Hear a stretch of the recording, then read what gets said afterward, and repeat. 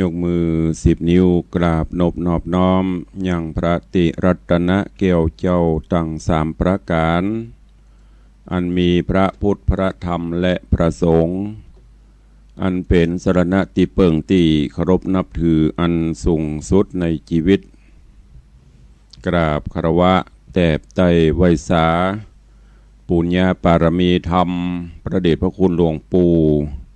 พระพรหมมงคลที่ปรึกษาเจ้าคณะภาค7เจ้าอาวาสวัดพระธาตุเจ้าสรีสีจอมตองพระเดชพระคุณหลวงปู่พระเทพโกศลที่ปรึกษาเจ้าคณะภาค7เจ้าอาวาสวัดศรีโสดาพระอารามหลวงพระเดชพระคุณหลวงป่อท่านเจ้าคุณพระเทพปริยัติเจ้าคณะจังหวัดเชียงใหม่เจ้าอาวาสวัด7 ยอดพระอารามหลวงอำเภอเมืองเชียงใหม่พระเดชพระคุณหลวงป่อท่านเจ้าคุณพระธรรมราชานุวัตรเจ้าคณะภาค6เจ้าอาวาสวัดพระแก้วจังหวัดเชียงรายตลอดจนพระมหาเถรานุเถระภิกขุสังฆสามเณรเจ้าจุตนจุองค์โดยความเคารพขอเจริญสุขเจริญปรญาติโยมศรัทธาสาธุชนติ่นจองห้องวัดจุหนุ่มเท่าใจยิงขอน้อมต้อนรับทุกท่านเข้าสู่รายการมรดกธรรมกำเมืองต่างสถานีวิทยุกระจายเสียงวัดฝ่ายหินตำบลสุเทพอำเภอเมืองจังหวัดเชียงใหม่สถานีวิทยุวัดหนองกายตำบลสันปะยางอำเภอแม่แตงจังหวัดเชียงใหม่สถานีวิทยุพระพุทธศาสนาจังหวัดเชียงรายและสถานีวิทยุวัดป่าแดงมหาวิหารตำบลสุเทพอำเภอเมืองเชียงใหม่วิทยุชุมชนเสียงตามสายห่อกระจายข่าวตลอดจนดังเว็บไซต์ดังเฟซบุ๊ก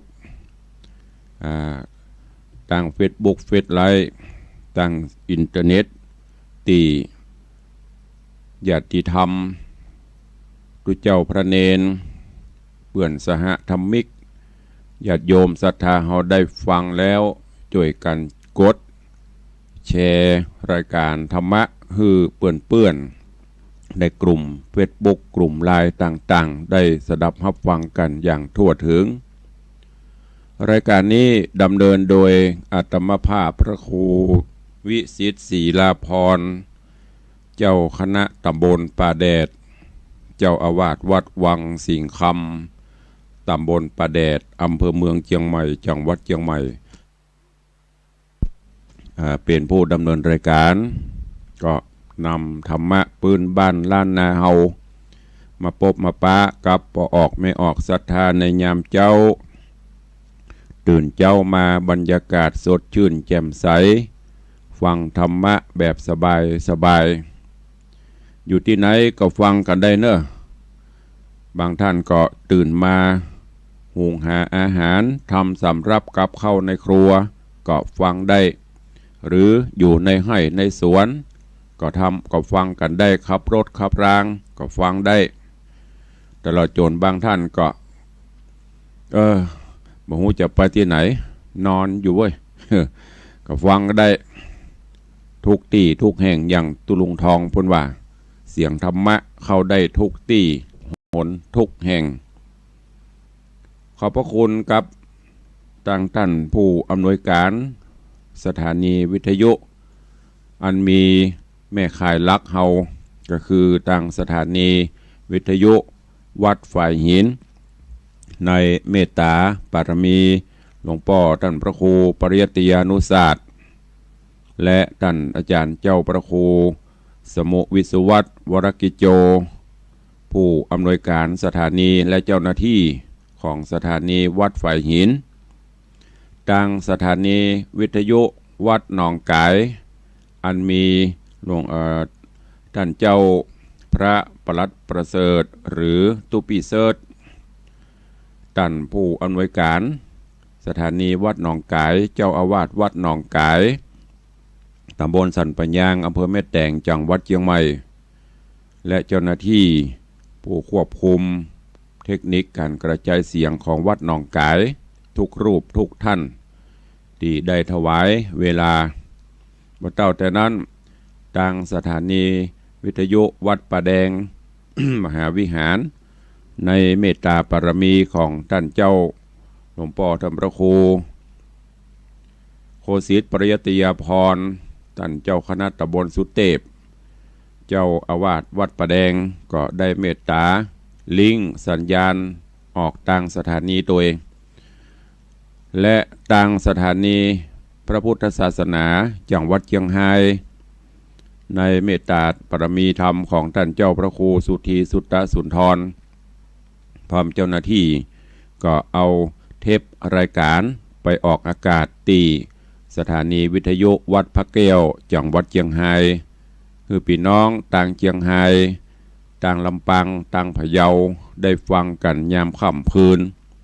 ก็ต้องขอกราบขอบพระคุณอนุโมทนากับท่านผู้อำนวยการและเจ้าหน้าที่ทุกสถานี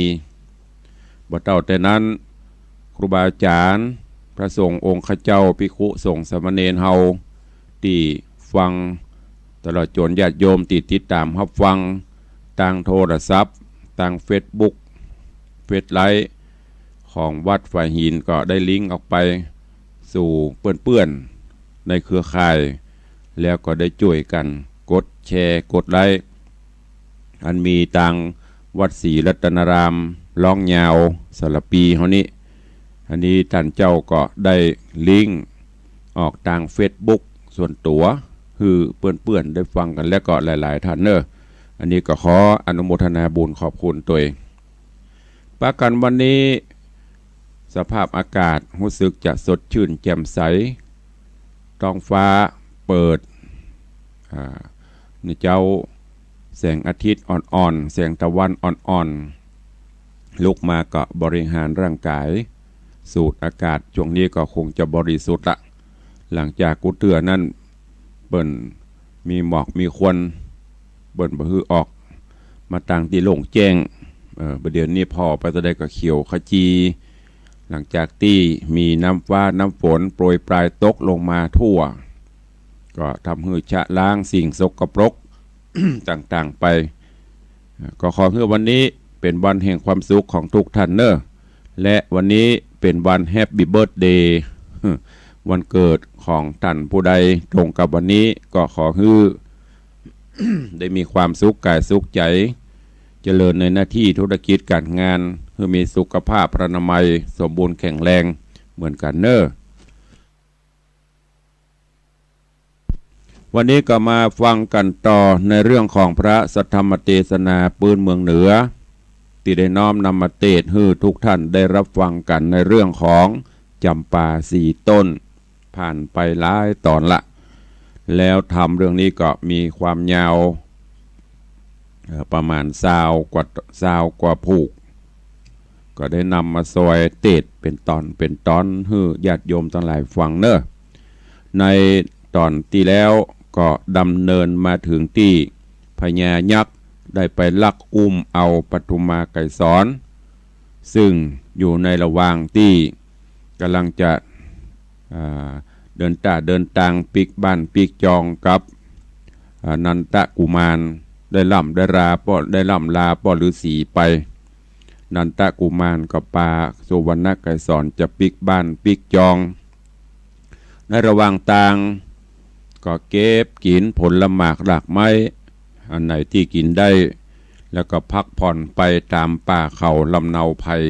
เพราะในยุคสมัยนั้นมันยังบ่มีเครื่องบินมันยังบ่มีไอโฟนมันยังมีโทรศัพท์มือถือสื่อสารต่างๆเหมือนปัจจุบันต้องอาศัยการเดินการเตียวเป็นหลักนันทกุมารก็นำปลาเอาปทุมไกรสอนเตียวตั้งอาศัยหยองซานไปค่ำไหนก็นอนหั่นจนกระทั่งไปถึงที่แม่น้ำใกล้แม่น้ำก็จะมีต้นไม้รมณียสถาน เหมาะสมเป็นที่พักผ่อนจึงสองก็ได้ตอดกายนอนพักกันไป จนกระทั่งม้อยลับไปโดยความเหน็ดเหนื่อยโดยความอิดหิวก็ลับเหมือนตายณที่นั้นก็มีพญายักษ์ตัวหนึ่งก็ออกมาแอวป่าเขาลำเนาภัยได้ไปปบไปปะใส่ถึงสองกำลังนอนอย่างสุขสบายพญายักษ์ไปหันปทุมมาไก่สอนก็มีจิตใจปฏิภักษ์ฮักใคร่เลยเป่ามนเข้าใส่ถึงสองหื้นลับนักกว่าเดิมลับสนิทขึ้นกว่าเดิมแล้วก็อุ้มเอาปทุมมาไกรสอนปิกไปยังบ้านเมืองของตัวเก่าปล่อยให้นันทกุมารนอนอยู่ที่คนเดียวพอไปถึงเมืองยักษ์ก็เอาปทุมมาไกรสอนขึ้นสู่ห้องหอเสร็จแล้วก็เป่ามนคลายออกฮือสุวรรณไกรสอนฟื้นขึ้นมาพอนางฟื้นตื่นขึ้นมาโอ้อันนี้มันใจที่หอนอนเนี่ยตะกี้นอนกับเจ้าปี้ไก่ห่มไม้หิมแม่น้ำเย็นสบายประเดี๋ยวอย่างมาอยู่อย่างบนแต้นบนผาศาสตร์ไปนี่พอไปพอมาพอได้สติหันยักหนวดตวงหยอบตาใส่มงโอ้ตกกระจายแล้วก็ลืมสติลืมขิงอดายักต่างนานายักมอกทีกระใจเย็นละพอได้ยินกำดาอย่างต่างขึ้นปวดโตโทสะความโกรธขึ้นมาแล้วคำนี้จากที่ตาใส่มหาบริสโมกนะคำนะหนวดตวงยวะกัดเขี้ยวงัดโคตรเสียงตี้เปียคอของสุวรรณของปทุมมาไกรสอนจะเกี้ยวจะขีนแล้วก็นี้บันน้องบันเดิงละดาละเป็นเป็นอย่างออกมาโลละอันเนี้ยความเฮาถ้ามันโคตรนะจากที่น้องจากว่าป้อมันจากที่ไอ้น่ะเรามันได้มีอย่างกระเทือนใจหรือบัดถูกใจ โคตรเกลียดกันขึ้นมามีละปีบะมีละป้อน้องเนิงมีละกำนั้นก็จะเป็นเป็นคิงเป็นแฮออกมาโลอันนี้ก็เหมือนเดียวกันปทุมมาไก่สอนยังมีสติอยู่กึดมาว่าถ้าเฮาเมาด่าเมาว่าโคตรสุดท้ายบ่เป็นผลดีเฮาก็จะต้องถูกยักษ์เนี่ยกินแล้วก็จะบ่มีโอกาสได้ปิกไปปบไปปะกับปีนันทกุมารบ่มีโอกาสปิกไปบ้านไปจองละเพราะฉะนั้นเฮาก็จะต้องควรจะม่วนจาหวานเนาะกึดคนเดียวในใจจากนั้นก็เลยบอกปีพญาเหยน้องขอสู่มาอภัยเตอะโดยความติปัดพรากจากสามีจากกู้ฮักมาใหม่บัดตันได้ตั้งจิตตั้งใจด้วยความโกรธความเกลียดอาจจะพลั้งจะเผลอจะจะกรรมบะม่วนบางงานออกไปน้องขอสู่มาอภัยกับปีเนอร์บ่เป็นอย่างเพราะว่ามันมาถึงขั้นนี้แล้วเนี่ยได้มาแจ้งเนี่ยเนาะ เมื่อปีใครได้ก็ตกลงปลงใจอยู่ด้วยกันไปแต่ว่าอย่าไปฟังมีอย่างเนอร์ขอให้พอใจกันไปก่อนพญายักษ์ได้ยินจะอุณหภูมิแห่งความโกรธลดลงปื้ดใจดีใจบานมาจะกับน้องนี่จะกี้เป็นนะไม่ได้เป็นน้องละจะได้อยู่ด้วยกันเมินน้องใครได้หยังมีหยังบอกอันเนี้ยญาติโยมทั้งหลายวาจากำกำจาเนี่ยว่าถึงบอกฮือเปิ้นฮักอยากนักจักหวังฮือเปิ้นจังกำเดียวก็ได้อยู่ด้วยกันถ้าเขากันม่วนจาหวานเนี่ยจะเอาอย่างได้โมด พอใจถ้ามันโดนน้ำเย็นดมกำหวานนะเซ็ตกุลายถ้าไปคิงฮาด่าแจ้งกันนะโอ้บ่ได้อยู่ด้วยกันเพิ่นว่าอันที่โหดเกลียดอย่างเก็บไว้ภายในเอาที่ใส่ออกมาแต่นี่ไม่ได้แนะนำเพื่อเป็นคนนะไว้หลังหลอกนะคือต้องหูจักแก้สถานการณ์ยามนั้นสมมติบ้านเฮาครอบครัวเฮาผัวก็โคตรเมียก็โคตรลองรับตานึกพอโลไอ้อย่างมันจะเกิดขึ้นที่มันเป็นเรื่องเป็นราวถึงวันเนี่ยเพราะไอ้ตัวนี้แหละกิเลสคือความโทสะเข้ามาครอบมางำจิตใจ จากที่เป็นพระก็จะกลายเป็นมารเป็นยักษ์ออกมาละ จากที่อุมวนจาวานก็จะเป็นกรรมสปะออกมาด้วยความโกรธเพราะฉะนั้นพูดถึงว่าเมื่อเวลาเขาโกรธให้นับ1 ถึง 10นับ1 ถึง 100 ถึงพันใจขันติธรรมเข้าข่มมันก็จะไปรอดหรือบ้านก็แยกกันไปเหตุก่อนจะไปเผชิญหน้ากันเตื้อเพื่อมันดักมันเย็นแล้วก็ก้อยเอาเหตุเอาผลมาอู้กันอันเนี้ยปทุมมาไกรสอนแก้สถานการณ์เช่นนี้ยักษ์ก็ตายใจเมื่อยักษ์ตายใจเสร็จเรียบร้อยตกกลางคืนมาปทุมมาไกรสอนก็ว่าจะเนี่ยจะใดหาทางหาวิธีการที่จะหนีออกจากเนื้อมือของพญายักษ์ก็เลยนกมือนึกถึงกูลพ่อกูลแม่กูลครูบาอาจารย์และโดยเฉพาะกูลพ่อฤาษีขอให้ได้ช่วยโลกให้แคล้วคลาดปลอดภัยจากสิ่งเหล่านี้กำเตอะ ด้วยบุญญาบารมีของนางตกกลางค่ำกลางคืนมานางก็หนีเพราะยักษ์ต่างหลายเหล่านั้นบหันคล้ายๆอย่างเปิ้นห้องว่ากระถาบางตัวเตียวไปออกบ้านไปสบายมีไปหู้ไปหันแล้วก็ปุ่นนึกถึงคุณพ่อฤาษีเทพบุตรเทวดาก็นำปลาปิกพวกไปถึงอาสลมพ่อฤาษีปุ่นย่อหนทางเพื่อไปถึงเพื่อเวยที่สุดโอ้ไปถึงพ่อฤาษีบรรณาศาลาพ่อฤาษีก็ว่า วันนี้มันอย่างเคยอยู่เคยอย่างนี้พอไปพอมาก็จำได้ว่ามาที่พ่อฤาษีก็ฮู้ว่ามีอย่างเกิดขึ้นย้อนกล่าวถึงยังนันตะกุมารพอตื่นขึ้นมาปุ๊บโหตะกี้มาตัวกันตึงเมียเขานี่ประเดี๋ยวนี้น้องไปที่ไหนเมียไปที่ไหนต่างใดพระราชพระเดชลุกมาพ่อไปพ่อมาโอ้มันไปที่ไหนแฟนเขาหายไปที่ไหนเสาะหาที่ไหนกำปะก็เลยสยองซานขึ้นเสาะพอแห่มตำป่าตำเขาจนไปรอดปวกใกล้เมืองพญายักษ์อยู่ปุ๊แล้วในตอนแล้วมาถึงที่นี่ตอนนี้ก็มาฟังกันต่อว่าเรื่องราวของ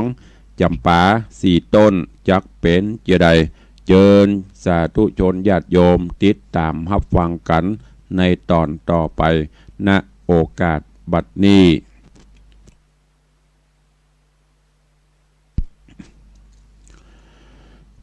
นะโม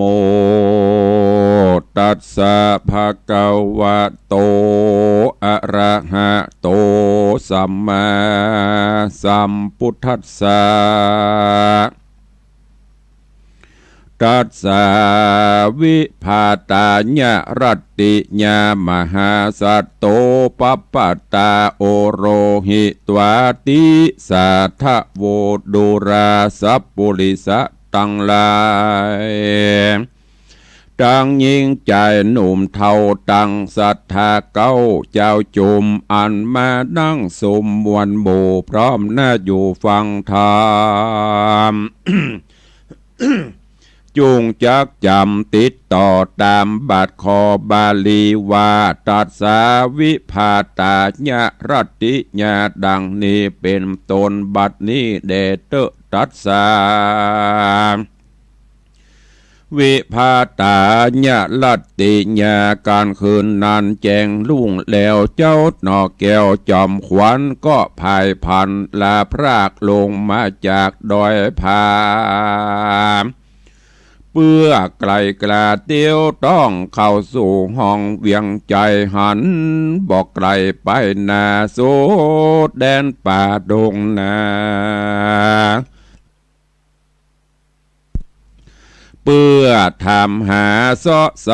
ยังเกี่ยวแก่นไทยปฐุมะไก่สอนย้อนอาวรใครหูว่านางนั้นอยู่แดนใด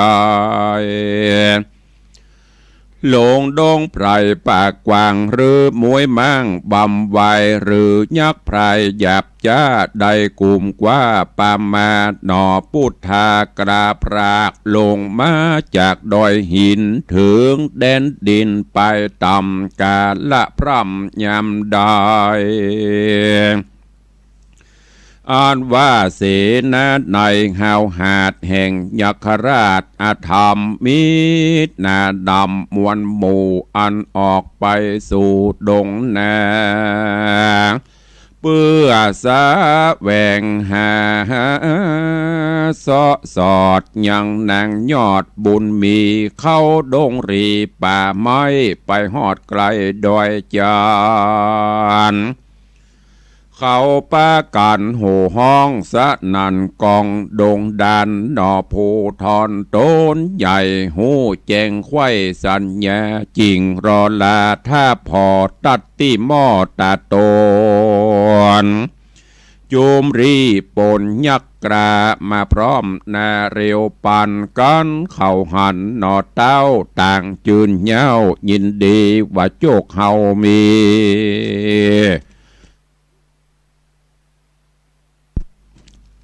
ว่าโจกเฮามีแต่ใส่วันนี้จักได้กินคนสัตว์ไพรสนปากกวางกือแลดจ้างกวางฟานจีนลำหวานแต่เล่ายังบดเดายิงใจจีนลำหลายนักกว่าจุมสัตว์ป่าดงนาใจนิดนาอ่อนน้อยน่าชื่นจ้อยงามลาวแม่นจักเอากาบเกี้ยวบ่ปอวังคิวเราราย้อนเศษนามวลหมู่แบ่งบ่ไข่ถึงกันกวนยับมันเมื่อสู่ยังตี้อยู่เวียงใจแล้วเร็วไวรีบหาวถวายแก่เต้าหอคำยักโด่งดำ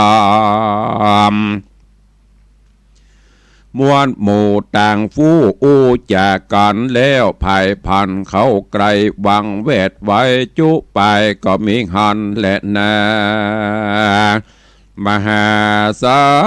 ตโตปานะยักขะโยเยโยเท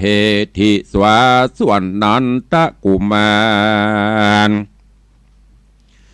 ยศใหญ่หนอพระที่ใบบุญแน่หันโยธายักกราเวทเป็นตาใหญ่ใหญ่พอเล่นลายจุดานเจ้าบ่อสะด้านแดนได้บ่มีใจไว้หวั่นใจตั้งมันสันดีย่ออันจุลีตั้งเกลาไว้ซึ่งเจ้ากุณแหนคือตาปะสาโตนวิเศษจบแจงเปตทะรงญาณแล้วสวัสดมนต์คานบอดจ้าไขปากตาโดยไปวัดดูรา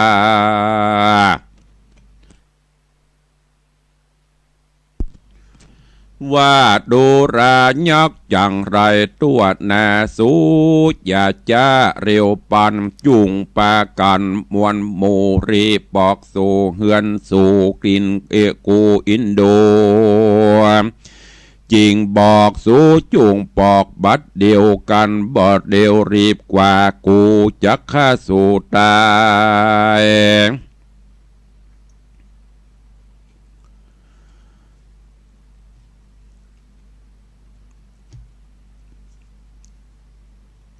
กูจักฆ่าสู่ตายยักตั้งลายหนุ่มเท่าฟังกำเจ้าไข่ปานเขาปากันยาโคดไม่ยกดาบไว้เป็นสายพ่องมือได้ปางเป่าไม่จักเข้ากลุ่มกา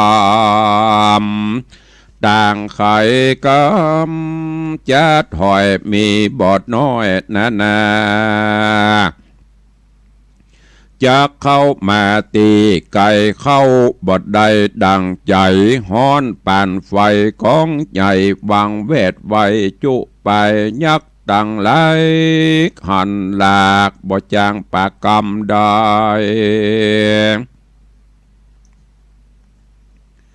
บ่จ้างปากกำใดเอาว่าหอกโคมใส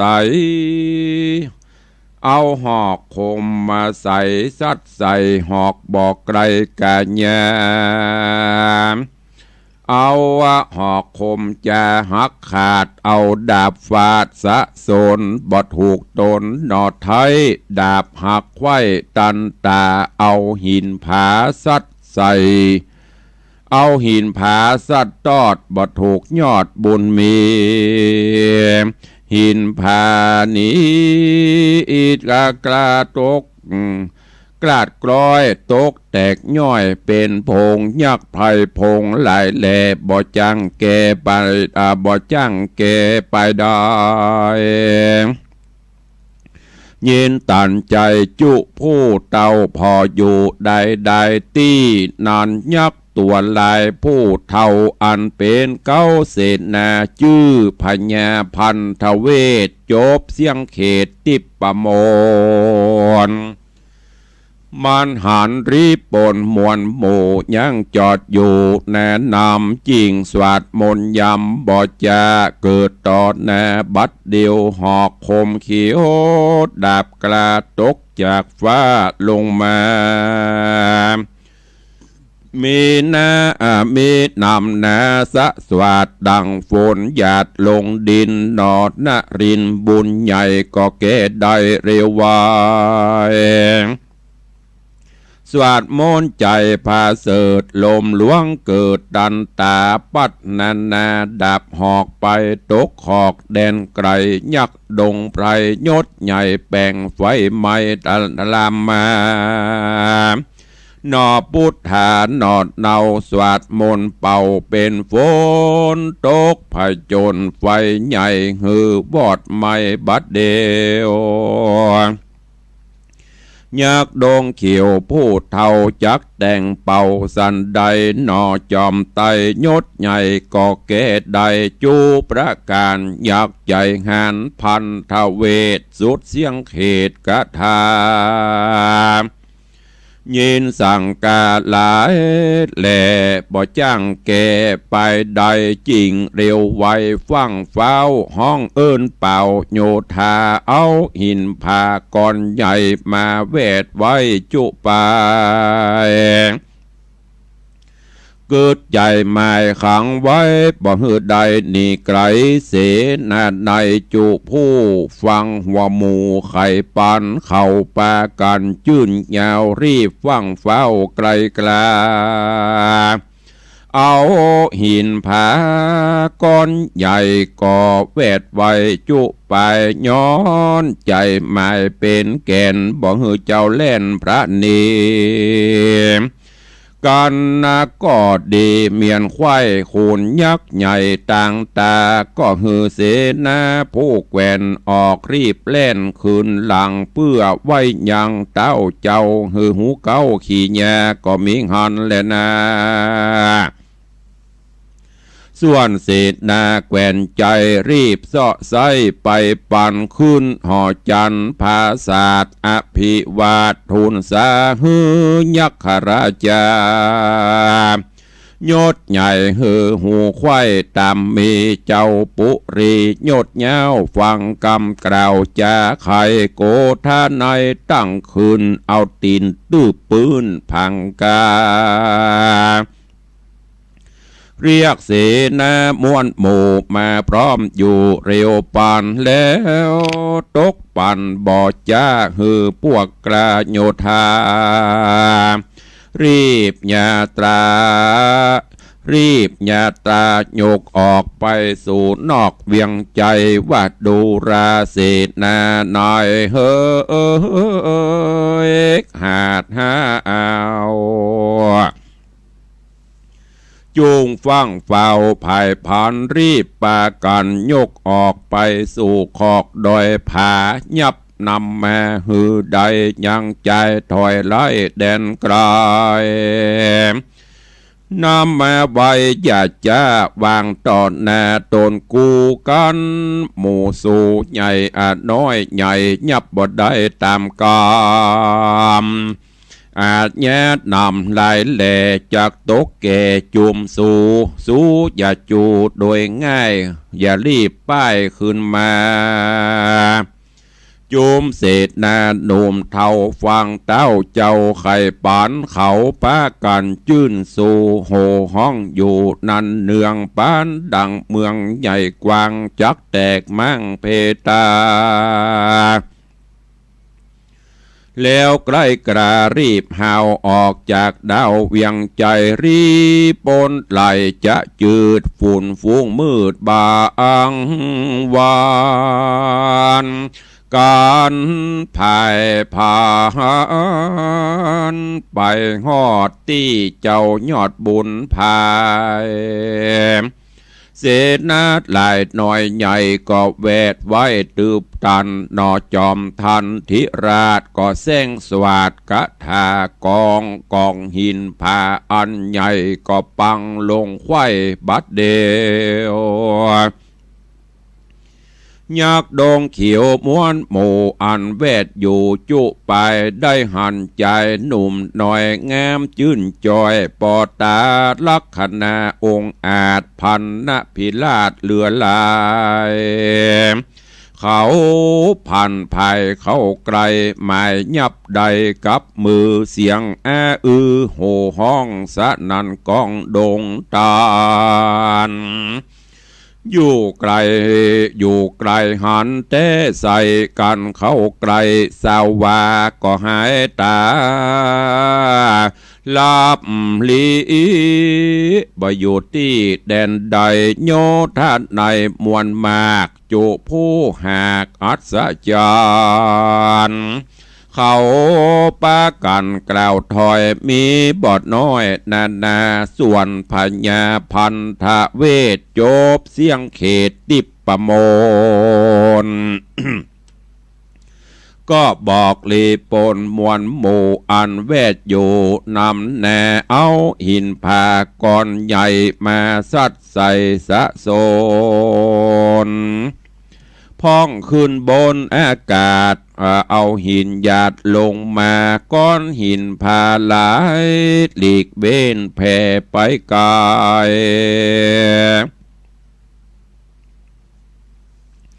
พ้องถือโคมใส่พ้องถือหอกโคมใส่มาพ้องถือดาบฟันต่างประการโห่ห้องสะนันกองดงดานยักใจงานลายแหล่บ่จังเกไปใดกันโคดไหลเข้ากระไอก็ห้อนไม่ปานไฟอยู่ที่ไกลแลพอหันอยู่หม้อกองตากันเข้าหาที่ไกลนับอันใดสาวาก็หายตากว่าจอยยักใจถอยดงไพรยินยากใจจุผูเต่าเฝ้าอยู่ได้ก็มิหันเลยนะมือนั้นนอโปธิญาณตนองค์อาจขนิงขวาดในใจว่ายักดงไพร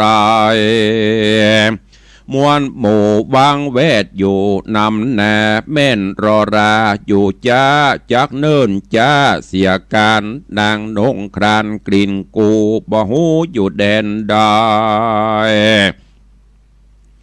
กวนเรียวไว้คำราบยัก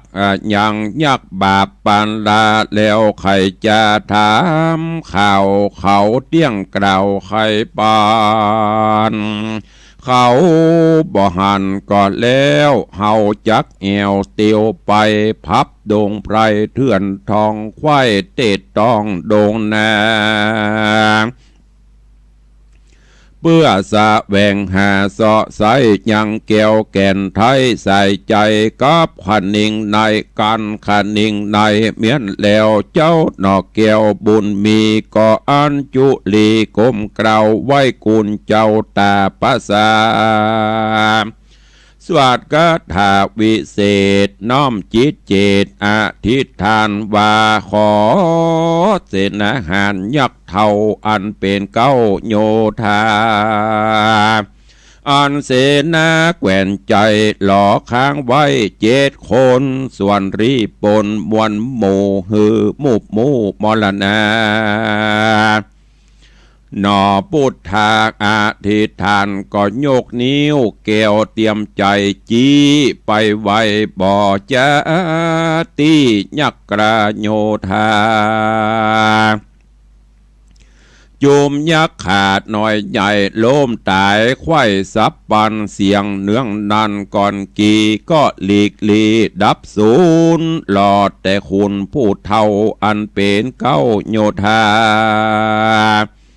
การเสนาแกว่นใจข้างหยุดใด7 คนก็มีหันแลนาตีนา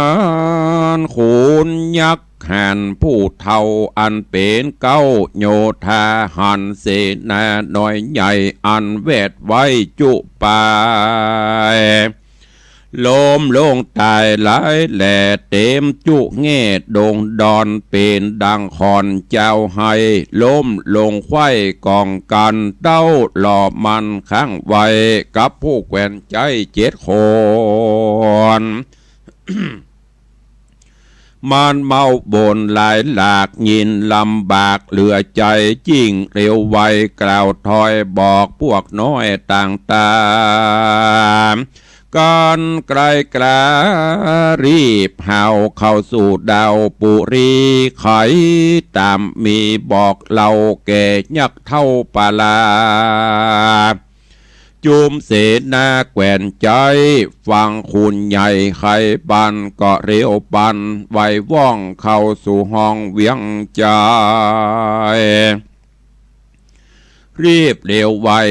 วาดคืนภาษาทหอคำย่อยกมือตำต่างเกลาไว้ยักษ์เท่าปาลาคอยขี่ยาบอกกล่าวหือหูข่าวตามมีก็มีหันแลนาดังสุดว่ายักษ์ราชาส่วนพญายักษ์ราชฟังโอกาสทุนสาแห่งเสนาแกว่นใจ3 โคตรไม่ปานไฟ2 ตาใส2 ตอง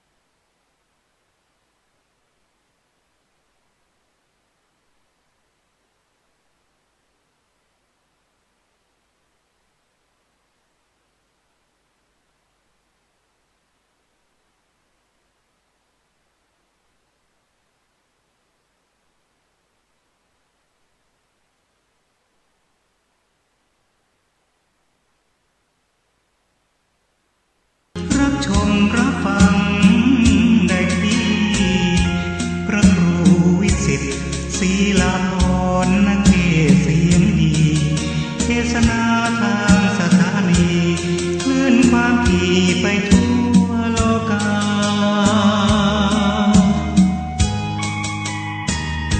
ตุเจ้าในวังสิงคำขึ้นธรรมาทองผิวพรรณผุดผ่องเปล่งปลั่งออกทางหน้าตาสุขจากภายใน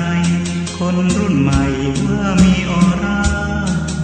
จิตท่านสูงด้วยเมตตาให้ธรรมะกับสาธุชนวัดวังสิงคำสายน้ำแม่พิงอะไรก็ฟังกันจบไปพอดี1 ตอนพร้อมกับมันขาดหายไปเนาะกองดักปิ้งโทรศัพท์เขาโละสมาธิเลยแตกหายไปหมดก็เลยลวดจบไปเลย เวลาก็เหลือแถมหน่อยพอดีกับได้รายการก็ขอขอบคุณเนอะญาติโยมที่ฟังแล้วเสียงมันขาดหายได้โทรศัพท์เข้ามาแจ้งตุลุงกับบ้านตุลุงก็นั่งเตะคนเดียวแยกขี้ปุ่มแบบปอง เป็นว่ามันบ่ออกอากาศช่วงนี้บอกว่า96บอกว่า104มันจะมีขาดหายก็ต้องขอสู่มาอภัยเนอะสัญญาณมันยังบอกนั่นแหละสัญญาณมันไปต่างอากาศได้รับแจ้งจากท่านผอ.ท่านอาจารย์พระครูสมุวิศวัตรบอกว่าไฟฟ้าดับเนี่ยมันอิงกันหรออันนั้นบ่ออกอันนี้ดับมันก็ดับสำเตียของเปิ้นดีของเฮาขาดก็เป็นไปตามสภาวะธรรมตอนนี้เข้าสู่ภาวะปกติแล้วใครฟังทางใดได้ยินหรือก็ว่าบ่ได้ยินออกอากาศแล้วก็ว่าบ่ออกกรุณากรอกกระจายเสียงมาบอกให้กำเนิด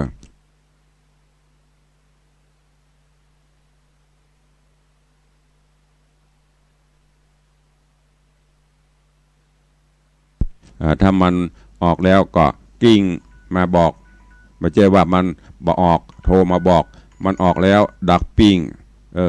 ว่าจะได้ออกแล้วก็บ่ออกขอบคุณเด้อออกแล้วก็ดีละจะได้อูกันเอาละหัวละออกละเด้อ อ้าวเจริญปอนฮัลโหลฮะขอบคุณนะแม่เนอสาธุเจริญปอนรับทราบออกแล้วดูออกแล้วก็ฟังกันต่อไปเนอะก็ขอแจ้งข่าวสารงานบุญกุศลของต่างวัดญาติโยมทั้งหลายเนอะใกล้เข้ามาแล้ววันนี้วันที่7แล้วเนาะเหลือเวลาแถมประมาณ20 กว่าวัน21 วันก็จะถึงวันงานกินใหญ่ตานหลวงงานปอยหลวงตีวัดวังสิงคำแล้วตรงนี้ก็ต้องขอสุมาเนอะข่าวสารของวัดก็คงจะแจ้งให้ทุกรายการทุกครั้งเพื่อย้ำเตือนเจิญญาติโยมทั้งหลายกำหนดการงานทำบุญฉลองศาลา9 ห้อง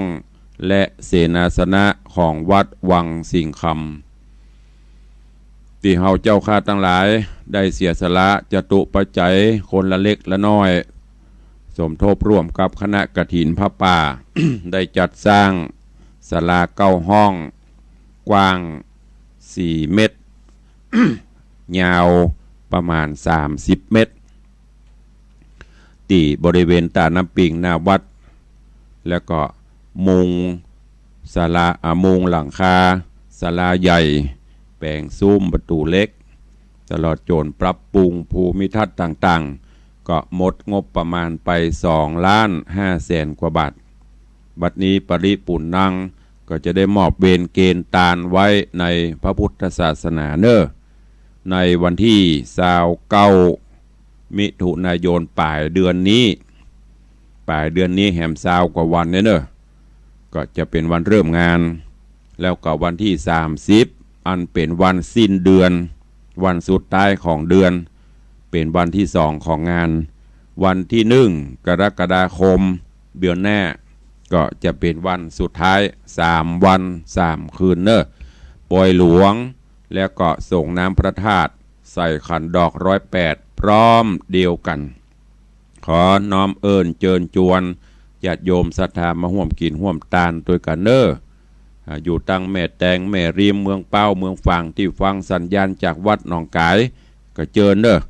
ตลอดจนฟังสัญญาณจากวัดฝ่ายหินก็ดีหรือพี่น้องต่างเชียงไฮ้ที่ฟังสัญญาณที่ได้รับข่าวสารนี้แล้วบอกต่อกันไปเนอมาห่วมกินห่วมตาลกันไผผู้ใดมีจิตเจตนาศรัทธาว่าเขาได้ช่วยกันแปลงกันอย่างมานักละประเด็นนี้ได้ยอดมาละสุดยอดมันเขาจะร่วมกันตานใครห่วมเป็นเจ้าภาพห่วมสังฆทานถวายพระสงฆ์องค์ข้าเจ้าก็ขอน้อมเอิญเจิญจวนเมตตาเนอจะเอาจุดใหญ่จะเอาจุดกลางจะเอาจุดน้อยหรือจะห่วมถวายภัตตาหารเพลพระสงฆ์องค์เนนก็ขอเมตตานุเคราะห์เจริญปอนเจิญเนอเจ้านี้ก็ขอขอบคุณอนุโมทนาบุญกับโยมแม่จันดีเรืองศรีบ้านประเมือดสันทรายห่วมสังฆทานชุดน้อย2 ชุด600 บาทแม่สอนเทพยศบ้านต้นเปาสันกำแพงสังฆทานชุดกลาง1 ชุดแล้วก็ตะวาได้นำแหวนทองคำพร้อมจีหูน้ำหนักประมาณ1 สลึงมาห่วมสมทบสร้างพระเจ้าทองคำตัวเองขอบคุณแม่จันเพนคำโปธาแม่เฮียเป็นเจ้าภาพสังฆทานชุดใหญ่1 ชุดอุทิศกุศลฮื้อนายเสกสรรคำโปธา อนุโมทนาบุญกับป่อดวงคำแม่สีบุตรเงาเดชรวมเป็นเจ้าภาพสังฆทานชุดน้อย1 ชุดน้อย1 ชุดแม่อุษาอินตาบ้านหันแก้วหางดงสังฆทานชุดกลาง1 ชุดภัตตาหารเพลพระเนน10 รูปแล้วก็พ่ออุ้ยปันแม่อุ้ยตาภูคาม ภูตะคามบ้านแม่โจสังฆทานชุดใหญ่1 ชุด 2,000 บาทพ่อทัดแม่จันทรานางสาวกัญญาหนูวงคำแม่ปงเป็นเจ้าภาพภัตตาหารเพลพระสงฆ์องค์เนน12 รูปแล้วก็ร่วมโมทนาสร้างพระเจ้าทองคำแหลม2 ปันขอบคุณกับแม่อนงบุญยวงอุทิศกุศลฮือป้อจันตาแม่ป้อจันตาบุญยวงแม่แก้วบุญยวงเนอะสังฆทานชุดน้อย2 ชุดป้อเพชรป้อสมเพชรแม่อำพรประมวลการวังน้ำรินสังฆทานชุดน้อย1 ชุดอันนี้ที่เพิ่มเติมเนอะที่ก่อนมาก็มีหลายท่านหลายคนก็ขออนุโมทนาบุญขอบคุณตัวท่านผู้ใดจะร่วมบุญกุศลตัวเนอะนิมนต์พระเจ้าประสงค์ที่มาเจริญพระพุทธมนต์ตึงสวดสมโพธิศาลาตึงส่งน้ำพระธาตุเป็นชุดไปตึงมดตึงมวลประมาณ160 กว่ารูปแล้วก็หัววัดแห่มประมาณ300 หัววัดเนอะก็เป็นพระที่นักก็ต้องขอเมตตาปรมีธรรมศรัทธาญาติโยมเขาช่วยกันในส่วนก่อนสร้างพระเจ้าทองคำก็ไปเรื่อยๆอันนั้นเราไม่ได้กำหนดวันจนกว่าจะได้ครบมาได้ก็เริ่มดำเนินการเนอะก็ขอประชาสัมพันธ์ให้กับทุกท่านได้โมทนาสาธุตัวเองเข้าสู่ใต้รายการใครจะจะหรือจะร่วมบุญกุศลในยามเจ้าวันนี้ก็แจ้งเข้ามาได้เนอะ081-783-6540โดยเฉพาะโยมแม่ขวัญเมืองโยมแม่เปิ้นร่วมบริจาคมาหลายรายการยังบ่ได้ไปรับเตื้อโยมแม่เปิ้นก็เป็นห่วงโทรมาตุลุงจะมาเมื่อใดเปิ้นอุทัยผสมเมืองฟังแล้วก็ม่วนก็เลยบอกโยมแม่เดี๋ยวเรามีเวลาก่อนเนาะจะแวบไปก่อนป่วยหลวงนี่คงต้องแวบไปได้ละเพราะว่าช่วงนี้ใกล้งานเข้ามาภารกิจศาสนกิจก็เริ่มแน่นขึ้นเนอะพี่น้องญาติโยมศรัทธาอาจจะมาบปบปะตุลุงจะได้ก็ต้องขอสุมาอภัยไว้ก่อนแต่บัดนี้บางครั้งก็เจอแต่ว่าบางวันก็อาจจะไปภารกิจต่างนอกเพราะต้องไปแจกเอกสารไปหลายๆอย่างเพราะทุกอย่างก็ต้องบริหารจัดการก็ต้องขอ สุมาภัยกับญาติโยมตัวมีก็ใครจะอู้จะตัวตุลุงเข้ามาเด้อ081 783 6540ก็ว่ามันบอกออกอากาศกะดักปิ้งเหรอกะจึงมีไข่โทมาได้เก่านั่นน่ะถ้าเป็น96เนี่ยปอโทบโลละนะของเฮานี่6สถานีก็เนอะออกไปตั้งแต่เมืองเป้าเมืองฝางแม่แต่งแม่ริมสดมาแผ่วในเวียงสดไปแผ่วดอยสะเก็ดสันทรายสันกับแปงหมูนี่โซนตอนนี้จะฟังก็ได้หมดแต่สัญญาณเงียบปิ้ง96สถานีเดียวป้นไปแผ่วป้นโลกพระจันทร์บนเนอะโอ้โหม่วนโลละของเฮานี่ของดักปิ้งมันกำลังใจไม่ค่อยมีเด็กหญิงจันคำอันนี้ตึมประขาดสักเตื้อว่าจะได้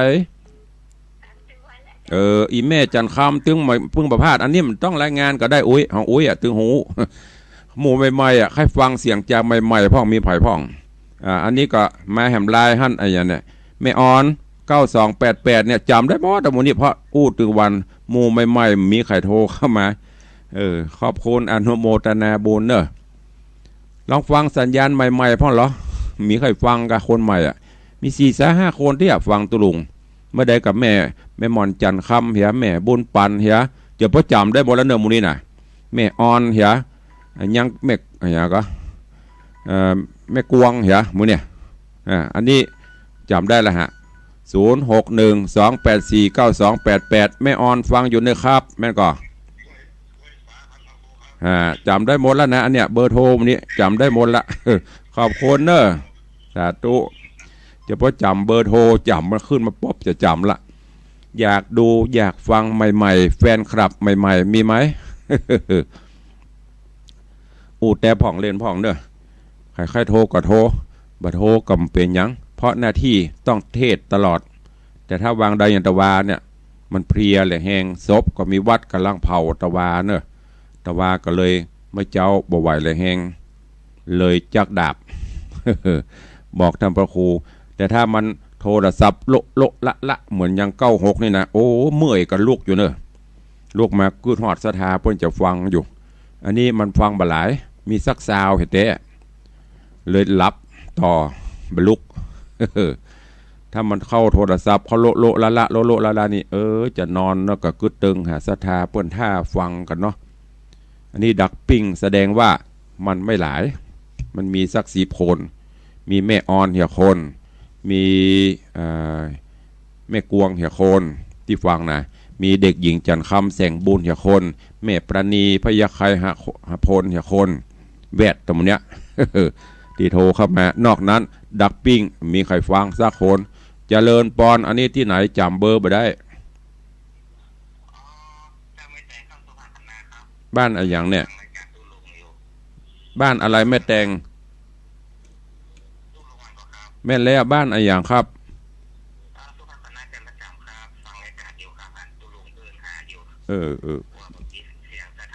ก็น่ากะแจ้งมาพ่องตั้งแม่แตงแม่ริมเนี่ยฟังสัญญาณจากวัดหนองกายเป็นจะได้พ่องโมโห